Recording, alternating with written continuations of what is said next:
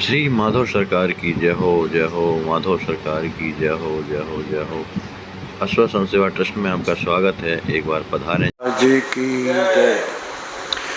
हम आप लोग रोजाना श्री ब्रह्म चैतन्य जी महाराज के द्वारा श्री राम नाम की महिमा श्रवण कर रहे हैं। आज के प्रसंग में है कि हर कृति में हेतु शुद्ध हो, माने हम कोई भी जो कर्म कृति माने कर्म जो भी हम करें वो एकदम शुद्ध हो, उसमें कोई वासना कपट या कि अपना स्वार्थ न हो। तीनों गुणों में तमोगुण सबसे अधिक अचेतन होने के कारण उसका प्रभाव इस संसार में शीघ्र दिखाई देता है। तमोगुण थोड़े थोड़े में क्रोध आता है जिसमें। तमोगुण के कारण दृष्टि बुद्धि होती है, किंतु भगवान के नाम के सहारे अपनी बुद्धि को स्वच्छ करने की सुविधा मानव को मनुष्य चाहे तो अपनी बुद्धि को शुद्ध कर सकता है। ये अधिकार मानव को मिला है। इसलिए खूब उसका उपाय क्या है? खूब नाम स्मरण करना चाहिए भगवान का। उससे सत्व गुण का उदय होता है और बुद्धि शुद्ध होती है।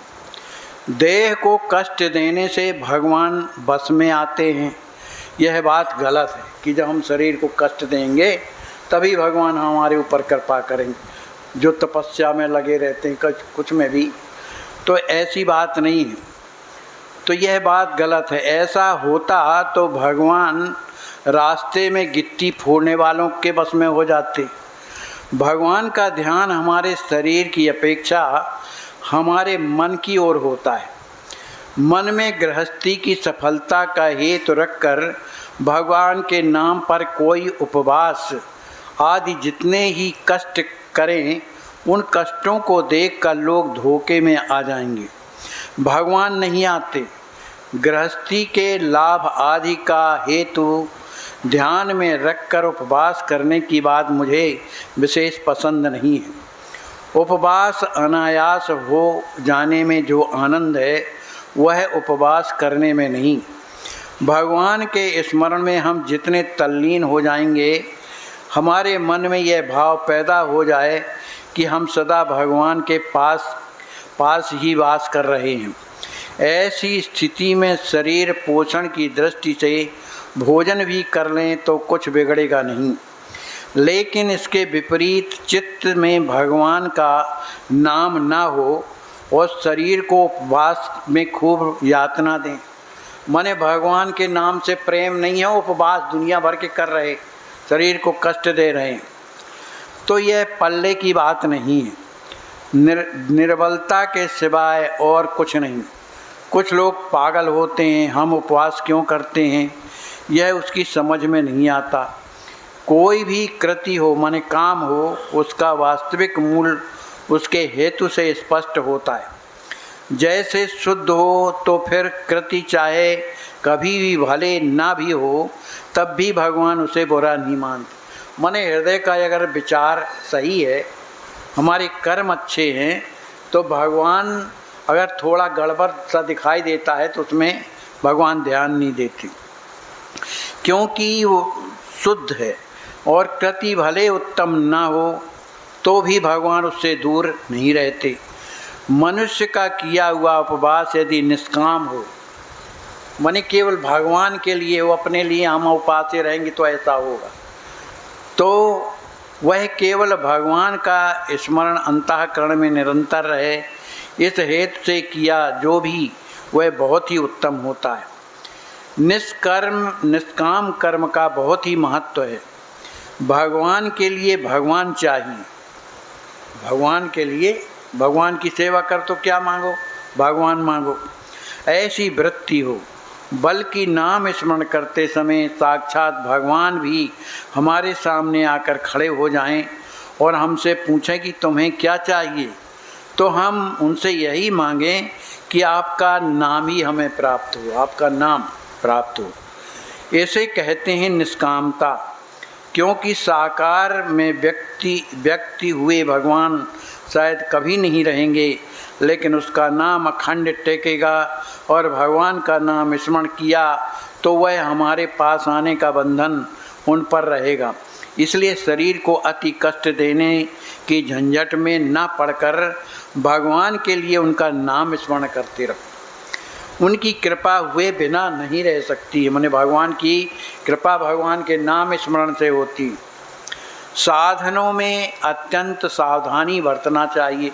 जो हम साधन करते हैं, खेत तैयार किया, अच्छा बीज बोए, वर्षा अच्छी हुई और फसल भी अच्छी नज़र आने लगी, तब भी फसल अच्छी हुई ऐसा नहीं कह सकते, क्योंकि जैसे जैसे बात आगे बढ़ती है वैसे वैसे ज़्यादा खबरदारी रखने की ज़रूरत होती है। खेत में फसल की पूरी दिखाई देने पर भी उसका दो कारणों से नाश हो सकता है। एक तो यह है कि ढोर ढांगर खेत में घुसकर फसल खा सकते हैं। दूसरा यह है कि कीड़ा लगने से टिड्डी दल के कारण खेत बिल्कुल साफ हो जाता है। इसमें से पहला कारण थोड़ा स्थूल तो दूसरा कारण थोड़ा सूक्ष्म है। खेत में जानवर घुस गए तो वह प्रत्यक्ष दिखाई देते हैं, उन्हें हाँक कर बाहर निकाला जा सकता है। लेकिन कीड़ा या इल्ली लग गई तो जरा पास जाकर बारीकी से देखना पड़ता है। खेत को बाड़ के घेर कर जानवर न घुसें ऐसा बंदोबस्त तो किया जा सकता है, और राख गोबर दवा आदि डालकर कीड़ा न लगे इसका प्रबंध किया जा सकता है।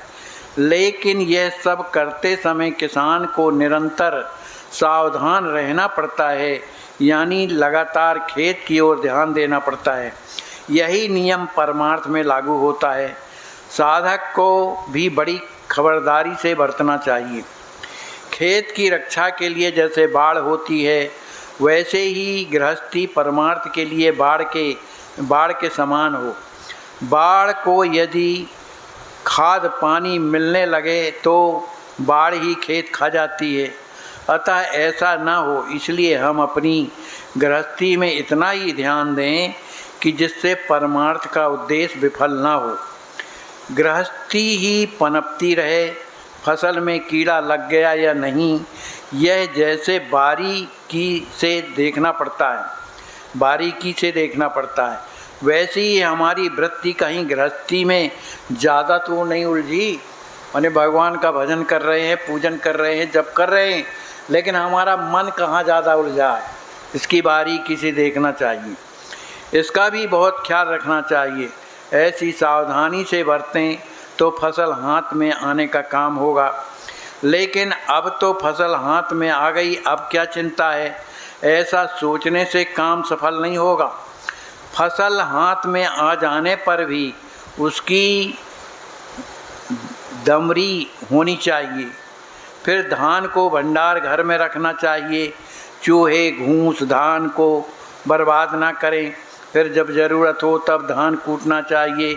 इस तरह से आरंभ से लगातार अंत तक यदि जागरूकता से साधक को चलना चाहिए, तभी अंत तक साधक का ठिकाना लगेगा।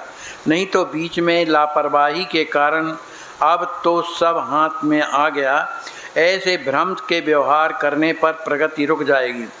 ऐसे कई अनुभव आए हैं, अतः अत्यंत सावधानी बरतनी चाहिए। जो साधक गृहस्थी में है उसे गृहस्थों के साथ ही रहना पड़ेगा, किंतु उसे बहुत संभल कर रहना चाहिए। हमारी वृत्ति कब बदल जाए इसका कोई ठिकाना नहीं होता।